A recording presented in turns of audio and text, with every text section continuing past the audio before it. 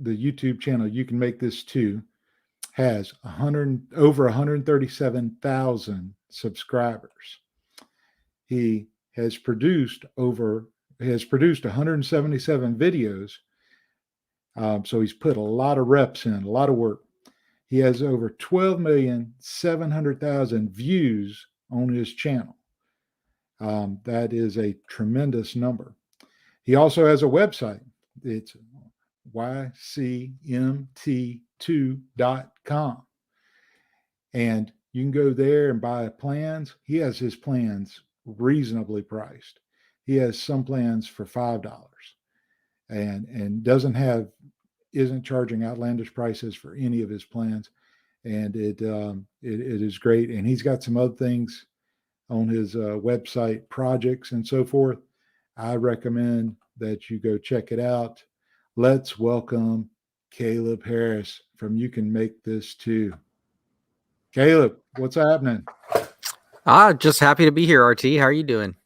I'm doing good. It was great meeting you at the conference. It's not often that I get to meet guests, and especially not had a chance until now to meet a guest before they became a guest.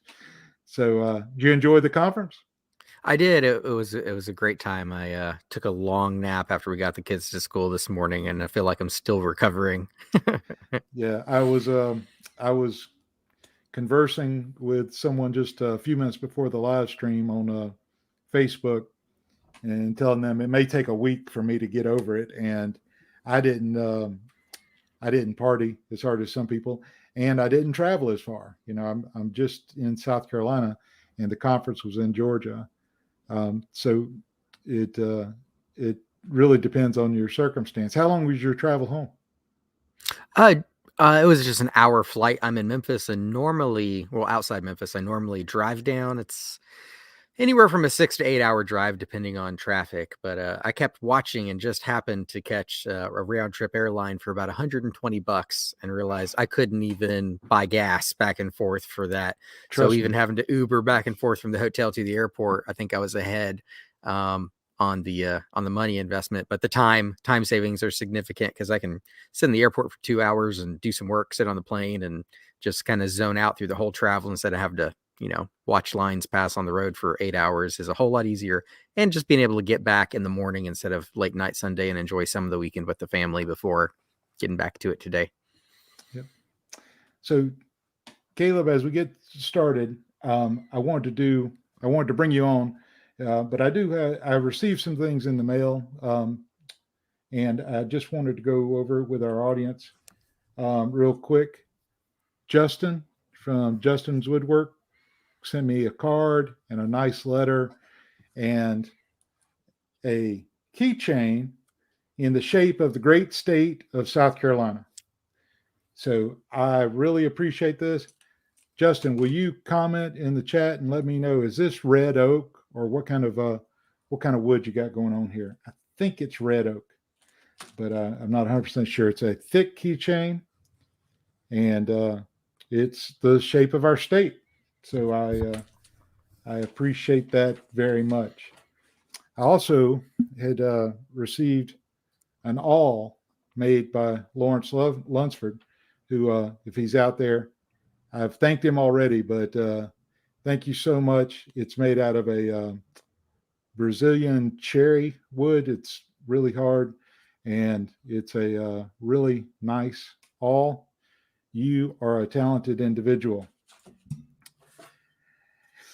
And Mike from Woodcraft 716 sent me a nice push stick. Everything is rounded over so I don't beat up my delicate hands, But thank you all. So Caleb, let's talk about you. What you've been doing YouTube for 5-ish years? Yeah, a little over 5 years. I started December 2016, so that puts me a little over 5. Yeah.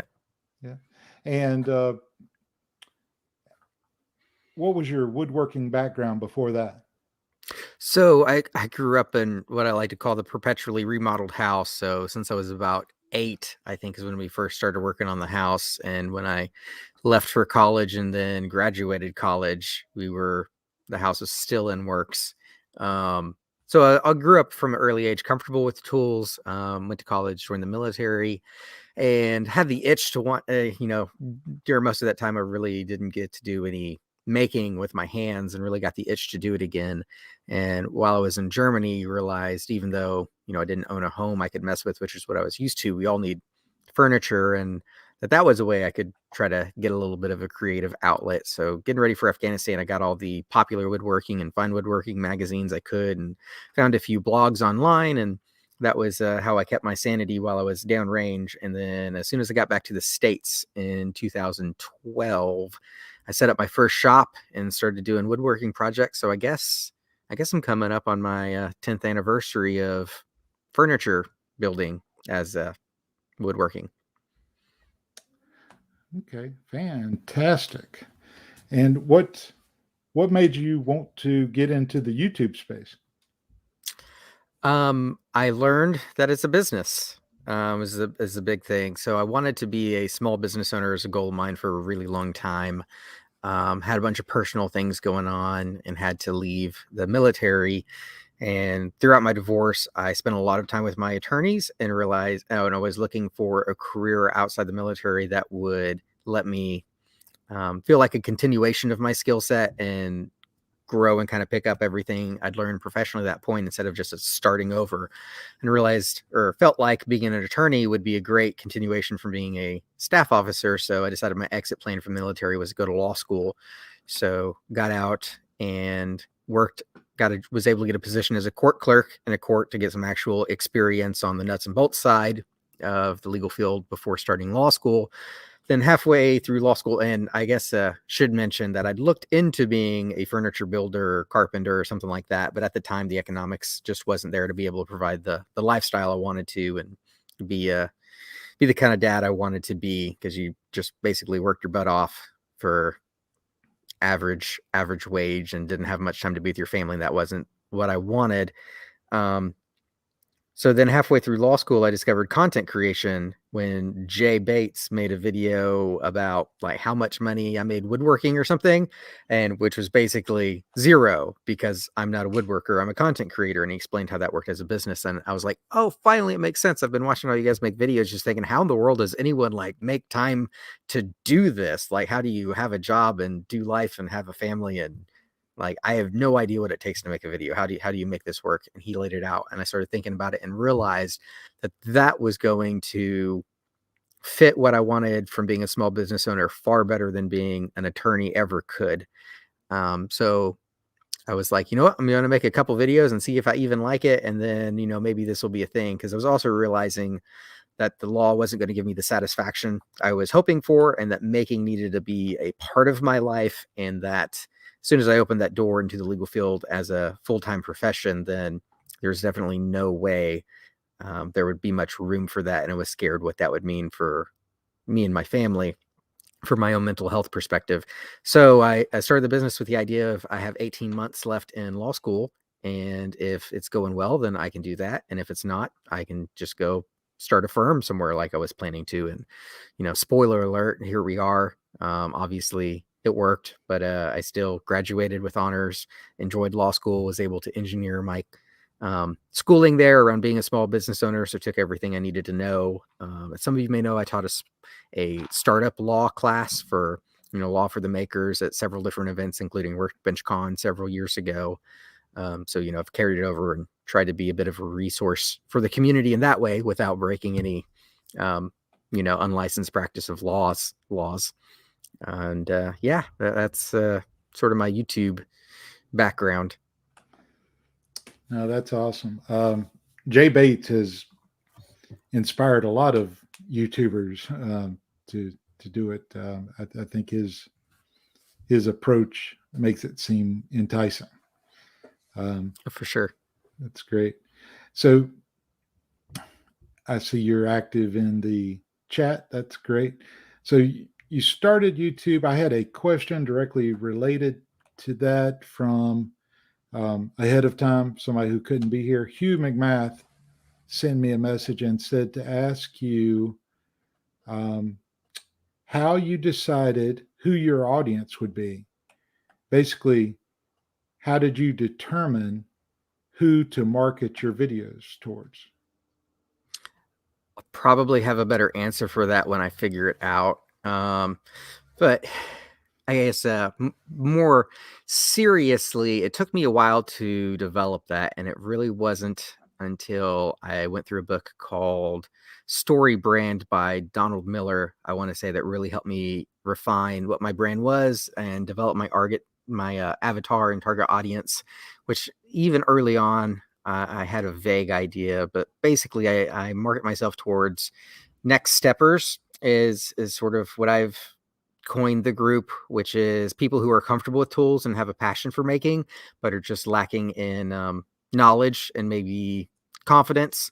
And everyone can use inspiration. So I offer confidence, knowledge, and inspiration through entertaining and engaging content that demystifies the creative process and how things are made, with the goal of, getting people in the shop and making things and enjoying that process and the results more. So I'm not necessarily an entry level, I don't know anything, even though I do have a lot of content. I try to make sure that my content is open for whoever watches it can get something from it. So even if you're thinking of starting a shop and you haven't yet, I like to make sure I communicate in a way that those individuals understand what I'm talking about and can take something away. And I'm around a lot of professional shop owners, and I am a custom furniture maker. That is a big part of my business, is doing commissions for clients.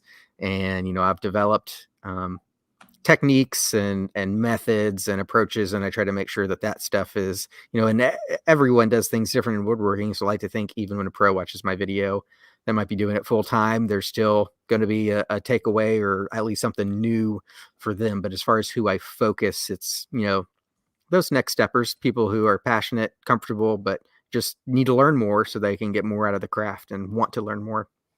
Hope that makes sense. But as Yeah. far as 25 to 45, double income with teenagers that live in, I've never done anything like that as far as a specific demographic. I try to approach it more as phase of life, but phase of hobby life, if that makes more sense, sort of where you are in the craft. Because I don't care what your gender or age or location is. If you can read English or hear English and you want to make stuff, I hope I'm here for you. Yeah. Speaking of hearing English, have you ever considered having your videos translated for the closed captioning? I have, all those services seem to be more expensive than worthwhile to have the entire captions. There was a time period where I was having all my titles and descriptions translated, so that way they would be better translations than the auto-generated, but I do use rev.com, and there's an affiliate link in all my videos for rev.com. If you want to use that, I think it gives you a discount as well, to do closed captions that I verify and make sure are good, because I know Google, once it knows there are captions, will auto translate. So if you're on YouTube, wherever you are, since I know there are good English ones, it does its auto translation. But I've never done any of the services to pay, because they tend to be a couple dollars a minute. And when you make 20 to 30-minute videos, that adds up really quick, especially where I feel like if you're going to do it it doesn't make a whole lot of sense to do it in one video, depending on your demographics. I have several foreign countries that are pretty big. So if I was going to go that route, I'd have to do it in 5 other languages, even to start making it worthwhile.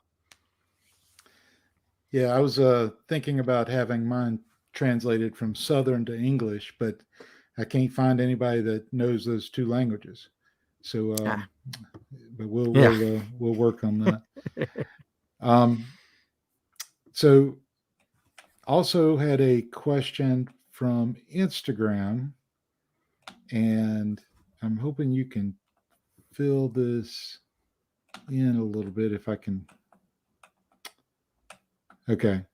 So, Real You Do It ask, how, talking about you, how does he warm up for his planking photo shoots? Oh man, that depends on what crazy position I'm gonna be in. It might be some standing lunges or some shoulder shrugs. I mean, they're all, there's a theme, but some are definitely more challenging than others.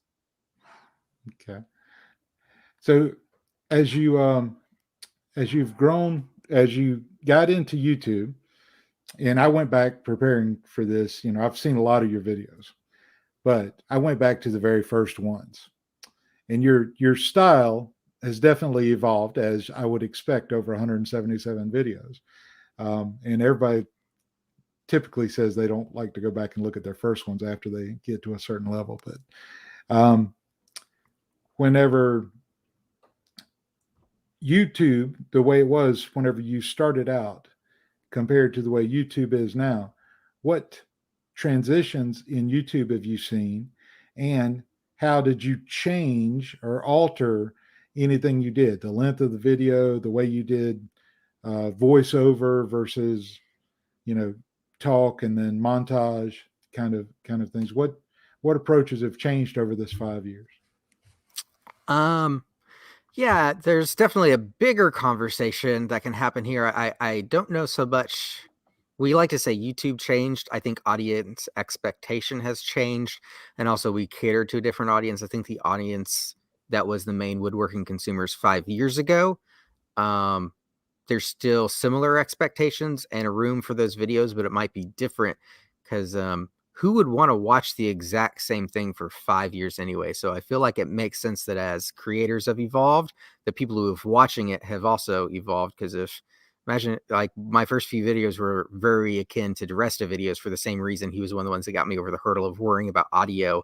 And he said he had a bunch of problems with it. So he's like, screw it. I'm just not going to mess with sound. I'll just throw some music or nothing over it and just go. And I think I set mine to music, but that's why I didn't talk for my first several videos. Is just the video itself was daunting enough without worrying about audio. So it's like, I'll worry about that later. Let me just try without being too overwhelmed. And that definitely, it got me comfortable enough to go.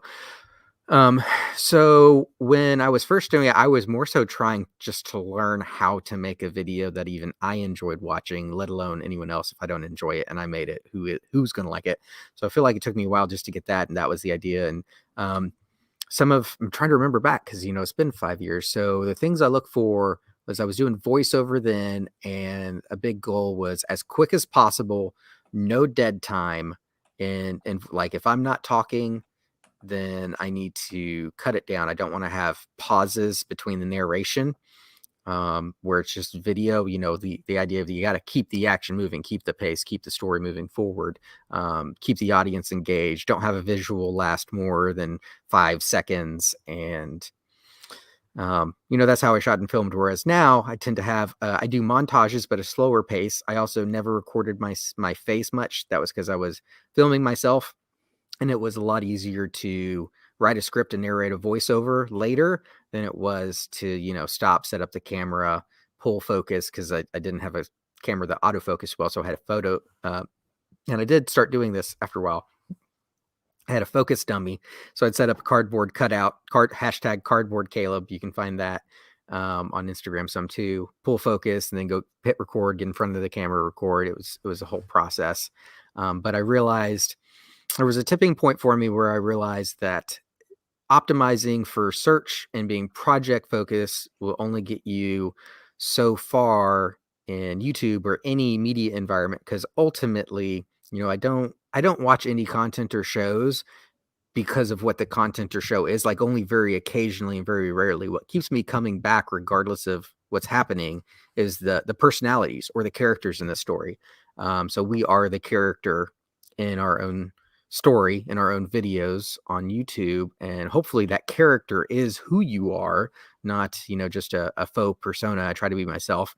And so I started talking to camera more to put me in the video, so that way there'd be more personality, thinking and hoping that ultimately if people are going to keep watching, it's because they like me. If they do for some reason, I don't know why anyone would, but if they do, that's what's going to keep them watching. And I could build a larger core audience that way than just throwing a whole bunch of random projects. And if that's interesting, well, then you'll watch it. But if I make something you're not interested in or don't think you'll make, then you have no reason to watch it if you don't like who I am. So I had to put my personality in the videos.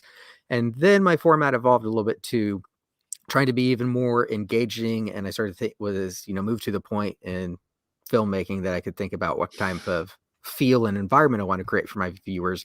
and then struck on the idea that I wanted to create a you're in the shop with me, not a me talking to you or teaching you or a class, but I wanted to make it feel more like a hangout and shared adventure. You know, I want you to watch a You Can Make This Too video and feel like you're making it in the shop with me and be inspired, get some confidence, learn something, and then want to go out and make it. But that's kind of where I am now. I don't worry so much about the time. In fact, longer time seems to work better.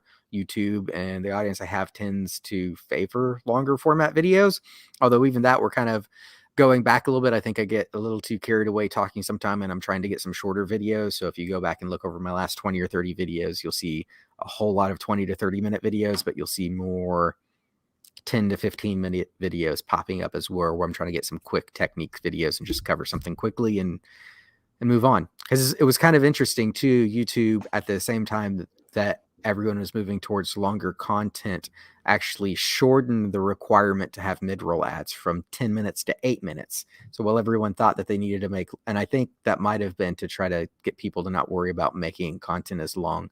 But anyway, I think some of the shift towards the longer content is because people started going more to YouTube for their regular entertainment content, not just as a search platform or an instructional platform, but in like, oh, I'm going to sit down and YouTube is on my TV, and it used to not be a thing. And now I don't even have to like stream to my TV. I just click the YouTube button built into the TV and can watch my creators. And I'm going to do that instead of Netflix or going to cable or Hulu or Amazon Prime Video or putting in a DVD. I'm going to go to YouTube.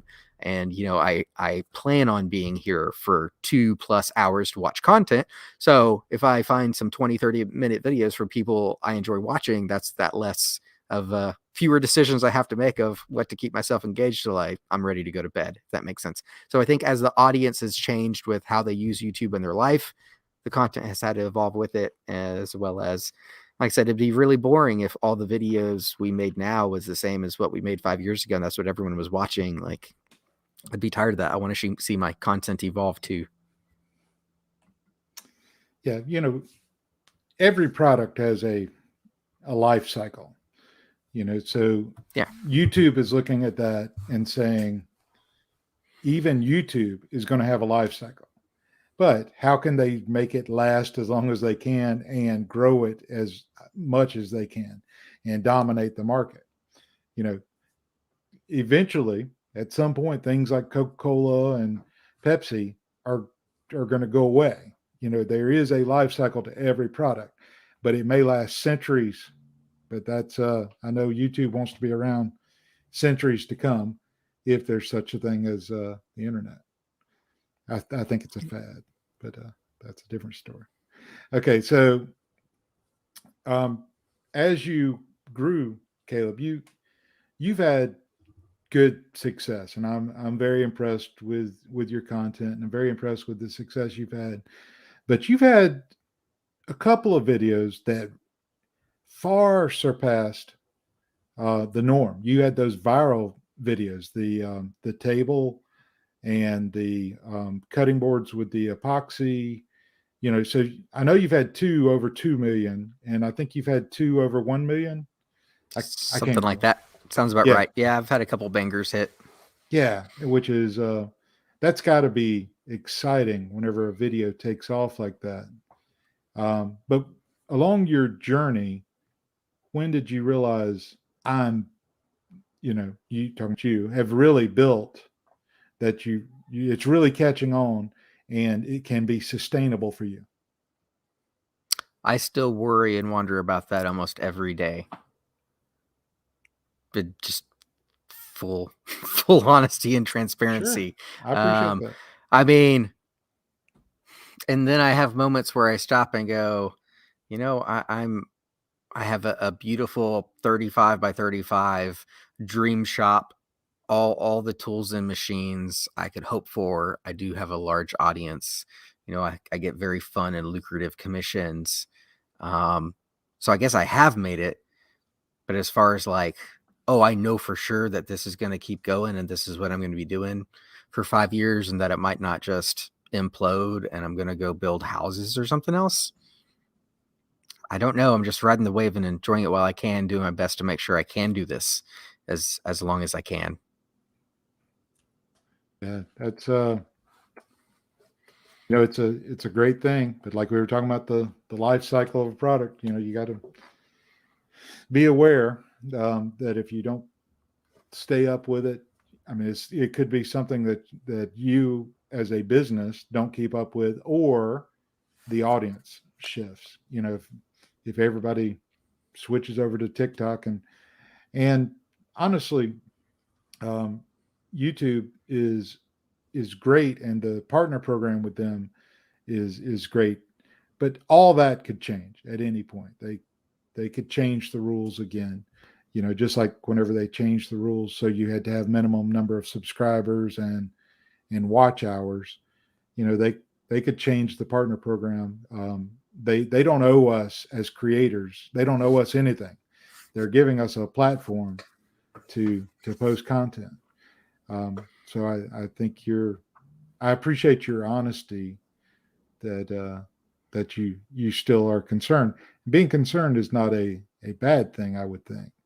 It's Oh, if you're and that said, I've purposely designed and diversified my business to make sure I own a business and not a share of someone else's business.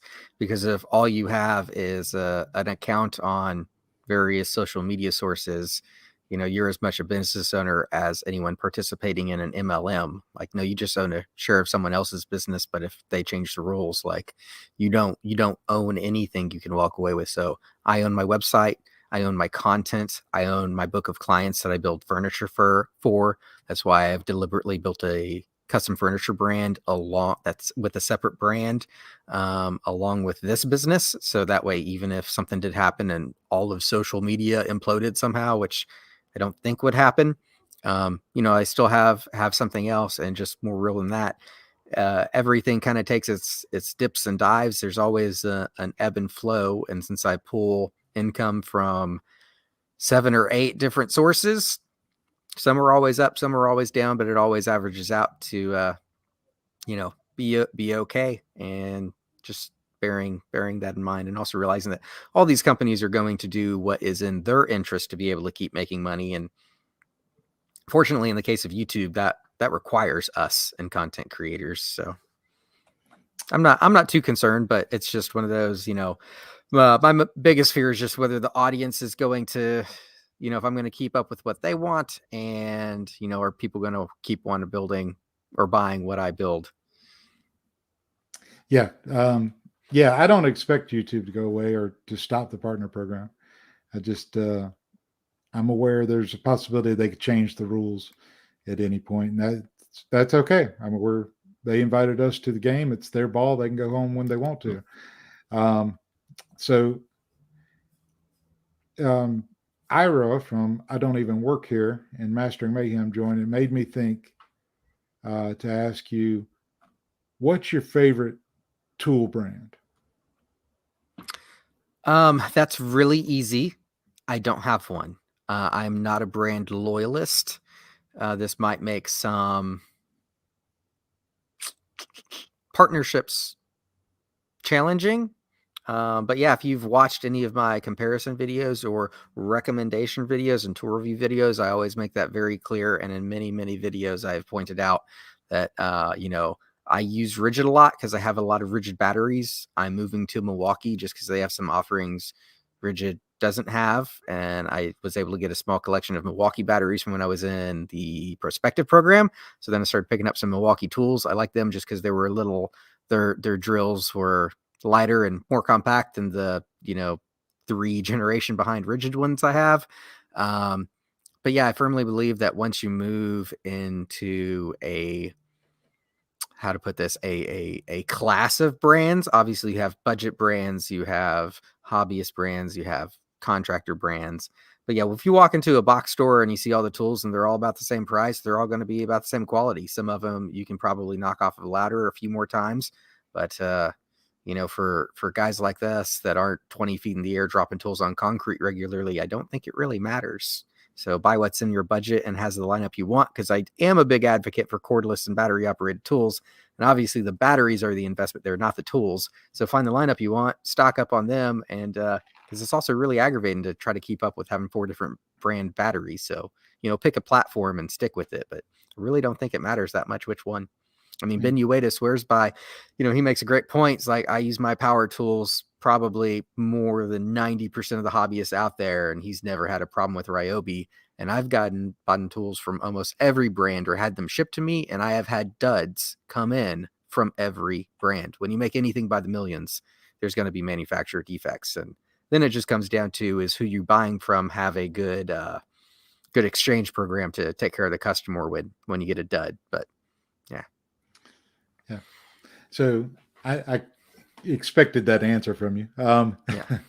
But what's your favorite tool in the shop to use, and what's your favorite tool whenever you're doing videos? Is there one tool that you think is just more easier to do video around, as far as the viewers view? I really like recording the table saw and also track saw. I think like those are two that are easy to get some really fun shots and angles on. As far as machines to use, I really like using the joiner and planer because of the satisfaction in the process of taking that rough lumber and those first few passes when it goes from rough into, milled material, and you can see what it really looks like, is very exciting. I don't necessarily enjoy using the tools. I just enjoy what happens as a result of that process. And I've been in hand tools lately, so I really like it whenever I get an excuse to break out the hand saws and the chisels and focusing on that skill set where it's my hand skills. That's especially satisfying for me right now. Awesome. So talk about that planer that you just put the helix head on. What yes, can you tell our audience a little bit about it, and where you might have got it from, and how you like using that thing? Yeah, sure thing. So it was built in the 1880s or 1890s is what I was able to track down. Don't ask me the brand. I'd have to get up and go read it off the panel because I don't remember it. It's a brand that only existed a few decades. That isn't one of the big ones, but it was cast or manufactured around Cincinnati, Ohio. I got it in the area from a timber framer. I've done a lot of work for Cartridge Brewery in Kings Mill, Ohio, just north of Cincinnati. And I was up there to do a delivery. And whenever I travel somewhere, especially if I have my truck, I just tend to troll Craigslist and Facebook and Marketplace in that area just to see if there's anything interesting. And I had been looking for and interested in a larger planer. So I happened to search planers, and that came up. It was a gentleman that ran a timber framing business and shut down, and was finally decided to offload some of his tools. And since I was up there with my trailer, we went out there. He lived in the middle of nowhere. It was quite the adventure to get that thing loaded and then drive it home.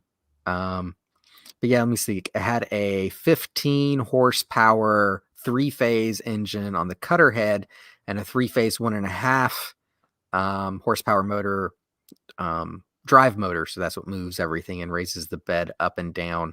I converted it to single phase on the cutter head and put a 7.5 horsepower motor on it. And then we've got a VFD powering the drive motor. It's really fun because it has a lever you throw that raises it up and down. And the cutter head that was on it was a triangular shear cutter head where the triangles were offset on each end.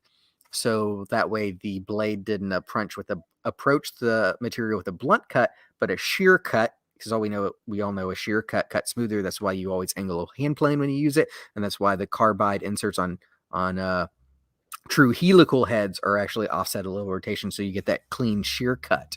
And this was all, 130, 40 years ago, designed on paper with models that then molds were made from and cast. And so the engineering that went into this machine by hand is just utterly amazing, that this guy was designing cutter heads that it took us 100 years to start doing again.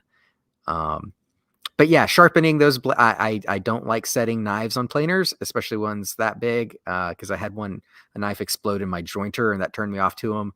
And I just wanted the cleaner cut. I sharpened them best I could. But yeah, I wanted to get a helix and was able to find a company in China that made me a helix at an affordable price and put it in. And it's a real wood eating machine now. That thing is a whole lot of fun. Yeah, and I've been sharing part of your video here so people could see what you're talking about. Yeah, I see the I fun. I Another just love it. interesting, thanks. Another real interesting thing about it I forgot to mention is it actually doesn't work with feed rollers like most planers. It is they called it a traveling bed. So the bed is actually a big conveyor belt, and so the rollers just apply down pressure to keep the stock against the conveyor belt that's feeding it through. So that's one of the other things that makes it really different. It's kind of neat, especially with the modern motor and cutter head on it now. It sounds like a tractor with a jet engine because you got that bed, ka-kunk, ka-kunk, ka-kunk, ka-kunk, and then that cutter head just woo when it runs. So how does it do with Snipe compared to newer models? Very little, very little, Yeah. because that was actually accounted for. So yeah, you can actually see just beside my head there, that roller I just put my hand on, that is actually elevated about 3/8 of an inch from the belt that goes through. Plus, we have a really wide and long surface there, and there's another one of those rollers on the. Let me see, I'm on the outfeed side there. So yeah, there's another one on the infeed side, which you can see right now. Man, the timing was working out great. Um, and so that keeps the stock elevated, which is, what they always say, one of the things to do to minimize snipe is on the end of your at the end of your infeed and outfeed tables, you want to elevate or lift up your material if you have to, and that helps reduce it. That's actually built into this machine. And it was accounted for. So as long as those pieces are long enough that they're engaging those, I don't have any issues with snipe. Yeah. If you're interested in owning that type of machine or just seeing it, I recommend go watch the video, folks, because I find it very interesting. There's multiple belts. He shows he gets in there and shows where the worm drive is, and there's multiple of those as well. This thing has a lot of moving pieces, and that helical head he put in there is just huge. And he came up with a masterful solution to fine tune the difference from side to side on your board so that it's near perfect. A couple of thousandths off, I believe you said, but you won't notice that on a 16-inch wide board. So, It's acceptable tolerance. Yeah, I think it's a 20-minute video, and like the first 8 minutes is actually changing the head. Then it's in 12 minutes just talking about all the really cool things about how it works, and just seeing it here now remind me like how much I didn't even talk about just now. That's so interesting about the engineering of this. But I go over all of it in the video. So if you like old tools, like I go through every single little component that makes this thing so neat, if that's your jam. yeah. So I will never, I can't say never, but I don't plan on owning anything that big. But I kind of nerd out looking at it and checking it out. And, it's the kind of thing that if I walked into a shop full of modern equipment and that was sitting over in one corner, I'd probably work my way over there to put my hands on it, and really check it out and ask questions about it. Yeah, it's one of the things I love about my shop because right in the middle of it, I have that. Then beside it, I have a joiner from the 1890s or early 1900s.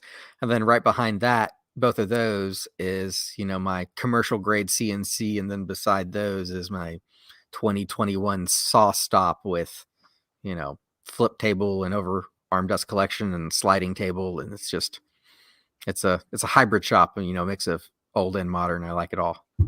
Yeah. So that's pretty neat.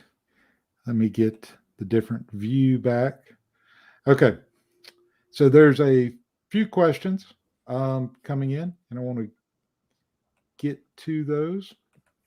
So first of all, who is this? You can make this too. Says I'm on the Woodworking YouTubers podcast. Okay.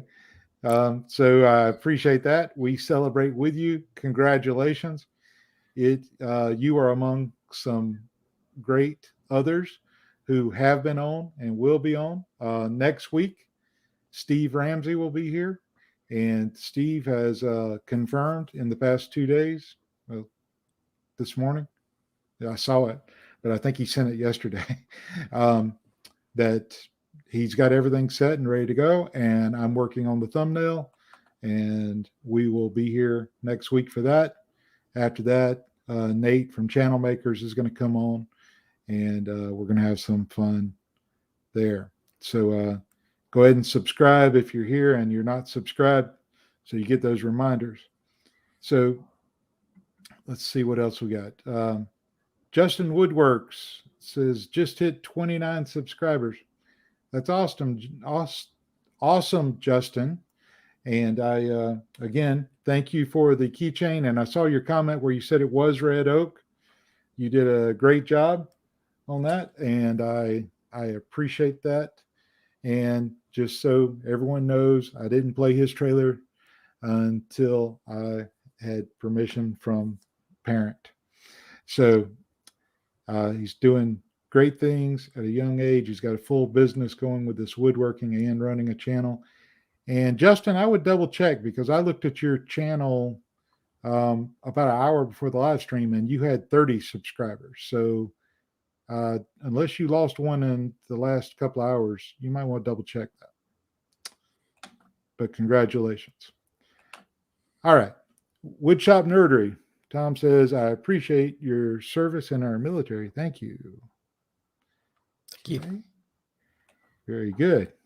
And I do as well. Monty Sawdust says, thank you for your service. Have a buddy that served sometime in Afghanistan.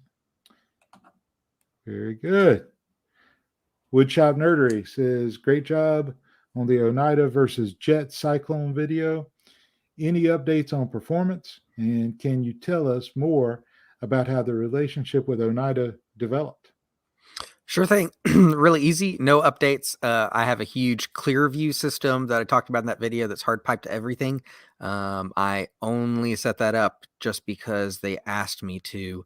And they asked me to because one of my early videos, so good 4 years ago or so, was actually doing with my very first dust collection setup was comparing a dust deputy system to a theme baffle, which is sort of the DIY way to make your own separator. So I made a theme baffle following April Wilkerson's example, and then the just general theme setup. I think they're named after the guy who came up with the theme baffle, the separator. So I did a comparison of both of those, and that's been on my channel forever. And so Dust Deputy has been the main name of the game in cyclonic separators, as far as, being able to buy an add-on and have one. I think there's a few other brands now. Then Jet came out with their cyclonic separator. So obviously they're competing. And so Oneida reached out to me, say, hey, you've already kind of done this. Would you be willing to do a similar video, but instead of the Dust Deputy versus the theme baffle, would you be willing to do it against the Jet if we send you everything you need? And that was not paid. I just, if you send me what I need, I've got the dust collector. I got the Rockler 750 that I very, very occasionally use. Happy to pull everything out and do the comparison because I enjoy doing those kind of videos. And I'm fully aware that not everyone is in the position I am to be able to invest that kind of money and have that kind of space and a dedicated setup. And a lot of folks are running that kind of system and have those questions and want to know which is the better way to go. So I did it. That video has a lot of controversy. If you've read the comments, I think it's fairly clear. And I think people just didn't listen carefully to some of it, that there are some valid criticisms, but yeah, they just randomly emailed me, asked me if I wanted to do it. I enjoyed and thought it would perform well. And the video has been performing well. So.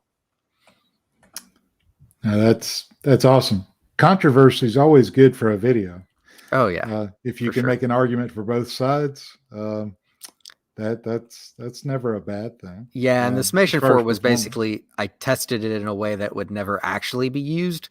But even after it clogged, I started hand feeding it very slowly, and I said that, and the thing still clogged.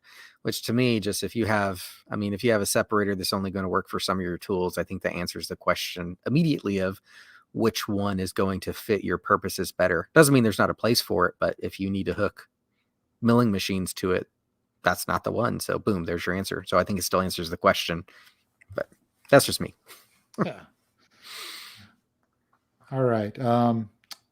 PJ said something to Justin. She said, make that 31.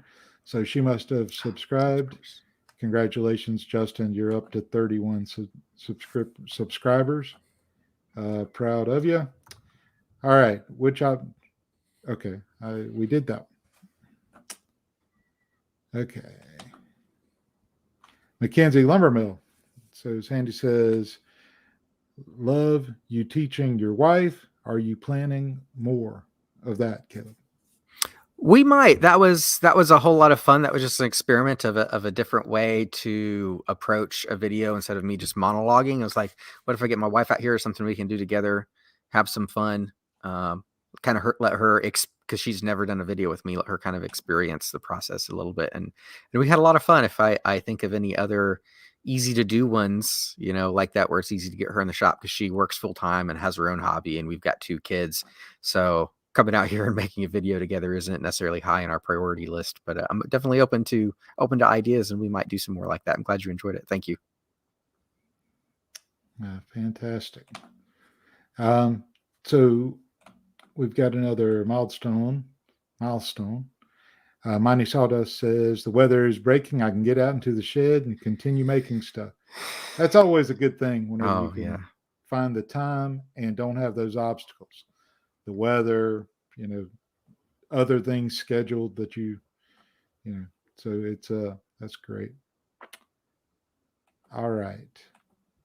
Woodshop Nerdery, are you still using the Shopsmith thickness planer? No, I haven't had that in a long time. I had the Shopsmith, and I definitely outgrew it with several commissions I had. And I got a steal on a Woodmaster 718, I think it's called. It's the 18-inch series in the Woodmaster, which, if you're not familiar with Woodmaster, it's a thickness planer. It's a combination machine, so you can easily swap out the head. They have a helical head. I bought mine with straight knives, and then later bought the helical head. It has a drum sander. It has a gang saw attachment. You can buy router attachments to go off the end to do 4-sided molding in one pass, and molding knives and all kinds of stuff. But yeah, I had that for quite a while, and then I got the one I have now. A little over a year and a half ago, maybe almost 2 years ago, but it sat around for quite a while before I actually only recently got rid of the Woodmaster maybe 5 months ago or so, because it was just in the garage hanging out up there. But it took me forever to get this one set up because I got it a month or 2 before we moved. Actually, I think I knew we were moving because there wasn't room in my old shop. So I knew we were moving. So it sat on a trailer in my driveway for 2 or 3 weeks. Then it came to the new property. And then, I spent 4 months building out the shop. And then I finally got the planer set up. So yeah, it's lived outside quite a while actually before I got it in. But yeah, the Shopsmith, that's a long time ago, but it's a really, really good little standalone machine. I like that it had 2 separate motors as well, and it had the infinite speed control. So it's nice. Excellent. 4321 Woodworking. Chris, whose trailer played before the live stream as well. Who made the who made the hand plane till holder first, you or Mark Spagnola? Yeah, it's hard to do this backwards. Yeah, it's right there. So I definitely made that one first. I want to say I made that like 2 years ago, but it's definitely not my idea. I want to say maybe Matt Cremona or Matt Eslia. I don't know. That's like angled plane tills go way back. So I think I made this one before Mark. He probably had something like it before though. Yeah, it's nice. All right, R.A. Charlie guy says, Caleb, watching you gives the feeling that you represent us regular common working folk who become successful in the ventures we strive to. Could you briefly go through the process that you got here? That got you here. I'm sorry. Yeah. So you kind of did an introduction at the beginning, but what to address that, maybe you could tell, without going into the same details before, once you started YouTube, because whenever you start YouTube, you had a business going on, right? You were doing woodworking. No, And I can answer this a little differently than what I've okay, already talked about. That's no sure. problem. So first, though, I want to say thank you. I definitely tried to send that message. You can make this too. Isn't just you can make what do I have here? You can make a piece of wood that looks like this too. It's you can make the life you want to. You can make the business you want to. Whatever it is you want to make. With a proper amount of perseverance and brute force and ignorance, you'll get there. Although not really that at all. Just it's a lot of risk and fear, but moving through those deliberately by just paying attention, learning, being set on constant and continuous improvement. So it's really interesting. A lot of times you might see channels or businesses that are frustrated because they're not growing, and you look and you realize that um, for years or dozens of iterations, you look at the most recent and you go back a few years or a few dozen iterations and there's zero change. And you say, well, it might not be that what you're doing is bad, but it's the same. And if it didn't work then, it's not going to work now. So what have you learned and done to try to change? And so that's the thing I always do is it's a continuous process of evolution. We try to see how I can accomplish my mission better. And my goal isn't to get the most views on YouTube. My goal is, to provide confidence, inspiration, and knowledge through entertaining and engaging content. So every time I make a video, that's my goal is how can I offer more confidence, more inspiration, more knowledge? How can I make this more entertaining, more engaging every time? And hopefully it gets better, because the more times you do something, the better you get at it. And then I can start incorporating new things. Another thing is also onboarding people that are better than me at something. So I have an editor I've been working with for about 2 years now, who's also interested in doing the best work he can. So in my more recent videos, you'll see a lot more overlays and graphics. And, he takes the bad way I talk with my hands and say confusing things, and then puts graphics on the screen to help convey that message and make it easier to understand and simpler. So yeah, it's just been taken very slow, deliberate bites at the apple with a strategy, changing the strategy based on the regular feedback, paying attention to analytics, but also just trying to stay true to, my passion, and making sure that when I'm out here, it's because I'm trying to give something to my audience and making sure I'm delivering that, and not just a paycheck or a job, and don't let it feel like a job, which can be very hard. Our audience smells authenticity and whether or not you're enjoying what you do very easy. And that's probably one of my biggest hangups. I struggle with depression, like many people do, and other stuff. And when I'm in the wrong state of mind, I know I can't make a video because it's going to be obvious when I'm not into things. And I feel like that can be misinterpreted by the audience, and I don't want to make that public all the time whenever I need to. So that's something I have to account for, and how I do things to make sure that I can publish at the frequency and schedule that I want to, is making sure I can account for the fact that there's times when I don't need to be out in front of the camera, and I need to have work I can accomplish during those times and float things out. So it's just I'm a very strong believer in intentionality and purpose. And, if you're willing to put the work in, which is a lot of thought, a lot of self-criticism, a lot of being uncomfortable and asking friends and listening to things you don't want to listen to, and not taking it personally, just moving forward, I believe you can accomplish anything if you're willing to put in the work. And a big thing I'm a believer in is not confusing what you feel like with what you want. I'm a big fan of picking on the English language. And unfortunately, when you say want, that carries your desires, but it also carries what you feel like. And so I get to do what I want to do every day. That doesn't mean I get to do what I feel like every day. And most days I don't feel like it, but I get to do what I want. And I understand the difference. So a lot of times, unfortunately, I think we get into a bad habit of letting what we feel like get in the way with what we want, because we think that what we feel like is what we want. So it's basically, not letting the whims of the day get in the way of you and your goals, while also giving room for your own mental health. Hope that helps, answers, gives some guidance. No, Caleb, that is a superb answer and very inspiring. I appreciate that. Thank you. You But yeah, if I could, To also summarize, just one step at a time. And I want to say, in terms of growing a business, especially a business where you make things, is make the things you want to sell. I want to say Brad Rodriguez said this many times a while back, where it's like, if you don't want to sell cutting boards, stop making cutting boards. If you want to sell tables, make some tables and sell them at a loss if you have to, just to get some tables out there you sold.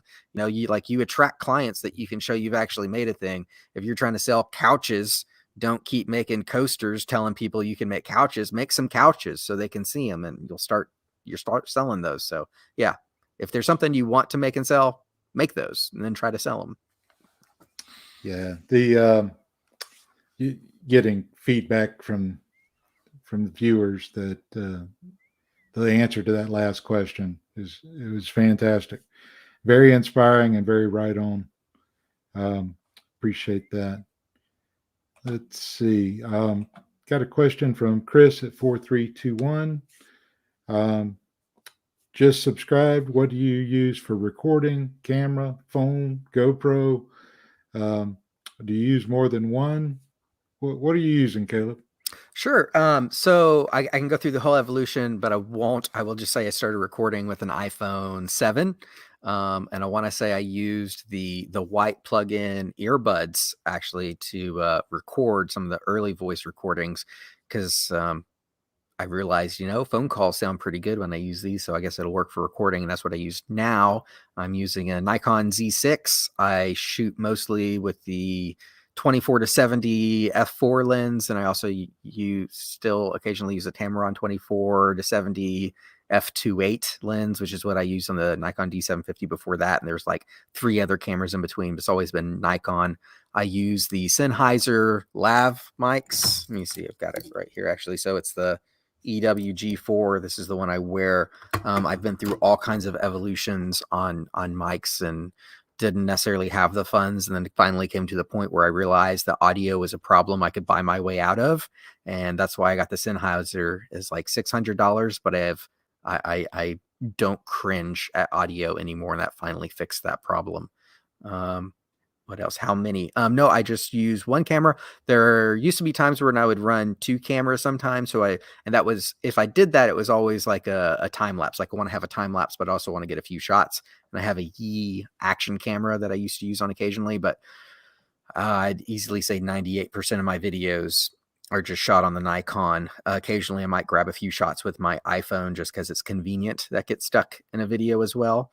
But yeah, Nikon Z6, that's most of what I use and have used for about 2 years. That's awesome. Good info. Thanks for sharing with us. So there's another question. Then I have, we're going over an hour, Caleb. I'm sorry. Let me know if you have to ditch, but I'm good. What does your channel workload look like? Do you batch your videos? Do you record ahead? I noticed your carving video was released 2 months later. How do you stay consistent on releasing videos? Oh, that's tough, and it's all over the place. It really varies a lot day by day and week by week, month by month. I've got 2 kids in primary and elementary school, first grader and a third grader.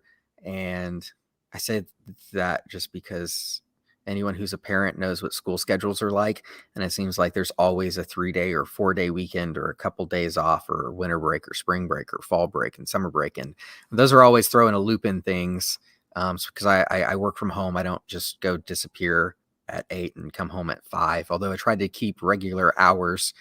Yeah, I have a pretty ideal life. I definitely tried to burn myself out pretty hard. So I've pared back on that. The financials have reflected that some, but we're a lot happier.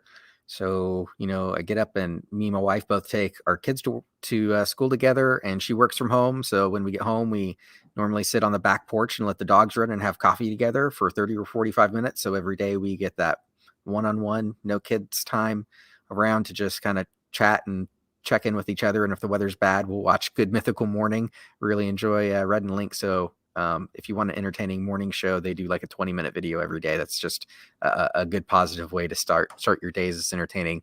And then I work. My kids get home about 3. So, about 8:30 to 3. I'm pretty hot and heavy in the shop. I'll keep going if I need to and I'm busy, but otherwise, I'm kind of half working once I get home because they have homework or they're checking in and my wife's still working. Then I'll work in the evening when I need to. Used to do it all the time, very seldom anymore. Now weekends just kind of depends. I have a shared custody arrangement with my oldest son, so he's here most of the time and a fair bit of weekends. But so the weekends he's here, I try to make sure I focus on family. Then weekends that he's with his mom, I will, if I need to, then I'll come down to the shop. But I try to make sure I'm strategic about that, so I don't miss non-school time with him. And as far as it really depends on what kind of videos, and this is a struggle doing projects, especially where I do the commissions, and sometimes I'll have projects that might take me 6 weeks to build, and then I can do tip and technique videos in like a few hours. So I will sometimes batch videos if I keep a note on my phone where I build outlines for tips and techniques and videos I think will be good. Like I recorded the how to handsaw and dovetail video the same afternoon, but then I reshot the how to, so I have one video we shot, I never even sent to editing because I had the idea to have my wife do it instead and teach her. So we did that. But then the other day, I think I shot 2 videos in a day. Again, I did one on dust collection mistakes and tips. So when I can think of those, I try to batch those between projects to keep things consistent. But then I outsource most of my editing. So a lot of it also depends on my editor, and I'm always updating him on,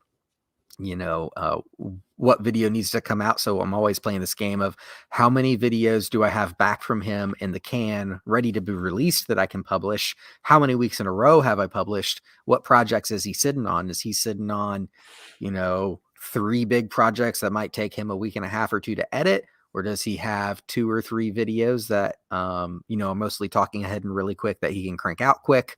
And then making sure I have him prioritizing the videos right so I can keep some of the can. Because let me see, I have 2 ready. I didn't release any Thursday. I was at Workbench Con. I thought about it, but then I realized I'd already put 3 out for February. So I'd rather hold one in reserve and publish it this week because my editor has 1 or 2 videos right now that should be a quick edit, but then he has 2 huge videos to edit as well. That's going to take him a while. So it's not like a set thing. It's something I'm constantly managing of, what am I shooting? What do I need to prep to go to editing? What is he sitting on? How many do I have in the can ready to go, if any? And also some timing. I have 1 video that's ready to go that I thought about publishing that I realized. So it's the irrigation video, getting all the irrigation in for my blueberries that we finish up in December. And I have that video back for 3 weeks, but there were other ones I wanted to publish first I thought would do better. And I'm sitting here realizing that would probably be a much better late March or April release when it warms up and more people are interested and that kind of stuff. I should probably time it for when people are thinking about getting outside and working on their gardens. So that's also a thing. Like my big raised garden bed video that I built at my mother-in-law's house. I built that in a summer, finished it up at the end of summer, got that edited in like October, and then didn't release it till the following May. So I actually had a video I sat on for 6 months just waiting on timing. So there's a whole lot of things that go into managing when videos are released. Yeah. Thank you for that answer. I think we've got everybody's questions. If I missed your question, I apologize. And you can put it in there real quick and we'll try to get to it. But Caleb, you mentioned that you have an editor. Do you have a team of people? Do you have anybody else on your payroll? Not currently. So a year ago, it was a team of 4.5, 5 kind of. So I've got an editor I've worked with for a while who's fully remote. I had 2 shop hands that were working with me at the time, one indefinite, one that was definitely short-term, who was kind of just between jobs at the moment and needs something to carry him over to his new job started. And I needed a lot of help moving in the shop setup. So he came and helped me for a few months and that was great. And then, I often outsource my plans to Foxhall Woodworks, JP Brown. He does a lot of my plans. So I kind of count him as a team member. And then had one gentleman who was with me all of last year, but we went our separate ways so he could keep pursuing what he was doing. He wanted to be a real estate agent. So I kept pushing him to, get his license and get with a brokerage and do everything he needed to do. And that's what he's pursuing now. And it's just me in the shop recording my videos, which last year was kind of rough. The views just from beginning to end of the year, which you can go on Social Blade and see this, was just a straight line decline, and everything's starting to come back. So that timing worked out fairly well because I needed to, tighten the budget a little bit, especially because we have some big projects coming. I need some funding for, and payroll is a big recurring expense. Almost any other expense, I can always, tighten or squeeze just at discretion. But if I promise an employee regular pay, they're gonna get that. So I can't decide to just not pay them or cut someone's hours, but I can decide to build a cheaper project for a video than a big project that's gonna take a lot of expensive lumber. So Yeah, that topic came up at Workbench Con. I think it was Ben talking about at one point. He had a team of people working for him that he had to let go. So now, whenever he is looking to, add a project, do something where he's going to have to bring on additional people, he makes sure that it's viable, that he never has to do that again. He never has to tell a whole team of people, you're out of a job. And so whenever you employ others, it's a responsibility. What was your biggest takeaway from Workbench Con this time? You've been multiple times, right? yeah, I've been to every one.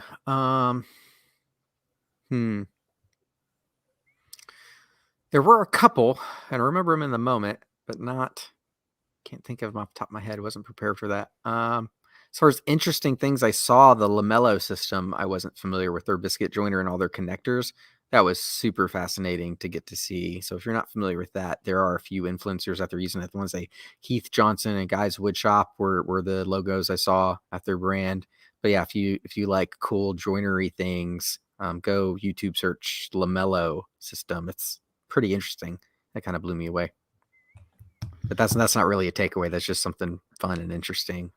No, I think that's good. I think there's a lot of things to take away. I really like having the vendors there and having their booths open continuously, so you could just go when you had a moment, and you could go with a group or kind of wait until it was quiet and just go. Talking with the vendors and seeing the tools was neat. Somebody posted, like the Craig tools, some of the new stuff came out. I saw that on Instagram. I was like, yeah, I checked it out. It was neat. I really liked Workbench Con. Each night I was trying to do a live stream and summarize what had happened during the day. So I ended up doing that in the hotel the first two nights. And then the third night I had to move to a different hotel. They didn't have Wi-Fi. So I had to wait until yesterday and then did a live stream. But I got AJ from AJ Built This and John from Lincoln Street Woodworks to come on the live stream with me.